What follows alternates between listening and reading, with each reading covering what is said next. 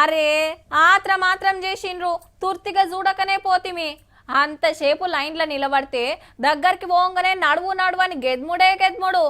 దేవునికి పండో ఫలమో పెట్టనియరు, ఓ చెంబె నీళ్ళన్న పోయనియరా. ఇగో గిట్లనే అంటుంటారు చాలా మంది. ఏం చేస్తారు మరి, పబ్లిక్ ఎక్కువైతే అందరికి దర్శనాలు చేపియాలని దబ్బ ఎలగొడుతుంటారు. గందుకే గింత చక్కటి ఉపాయం చేసిండ్రుల్లా. శివయ్యకు డిజిటల్ పుష్పాభిషేకం. మరి పూలంటే పూలు, బిల్వ పత్రాలంటే బిల్వపత్రం. స్క్రీన్ మీద గీ బటన్ నొక్కితే చాలు, ఎన్నిసార్లు అంటే అన్నిసార్లు దేవునికి అభిషేకం చేయొచ్చు. కరీంనగర్ పాత బజార్లున్న గౌరీ శంకర ఆలయంలో చేసిండ్రు గీ సౌలతి. పండుగలు పబ్బాలు వచ్చినప్పుడు గుడిలా భక్తులు ఎక్కువ వస్తుంటారాయే. అందరూ దగ్గరికి పోయి అభిషేకాలు చేయాలంటే కుదరదు కాబట్టి ఎవరిని నారాజు చేయకుండా టెక్నాలజీ తోటి గీకమతి చేస్తే భక్తులు గిట్లా మురిసిపోతున్నారు.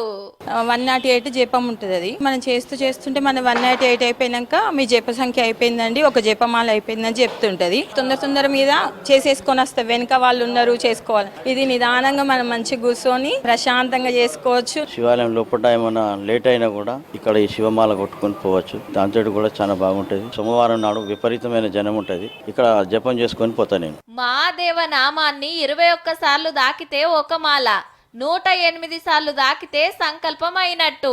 మనసులా దేవుణ్ణి తలుసుకుంటా ఇట్లా పుష్పాభిషేకం చేస్తే మస్తు నిమ్మలం అనిపించొచ్చు. లైన్ క్యూ ఎక్కువ ఉన్న సమయంలో ఈ మహాదేవ జపాన్ని చేస్తుంటారు. ప్రతి ఒక్కరు పబ్లిక్ తక్కువగానే అందరూ మంచిగా దర్శనం చేసుకొని వస్తుంటారు. ఫోన్లలో కూడా సపరేట్ యాప్ తీసుకొస్తే 2 నెలల్లోనే 56 కోట్ల సార్లు డిజిటల్ అభిషేకం చేసిండ్రట దేవునికి. ఒక భక్తుడు 45 లక్షలు చేశారు.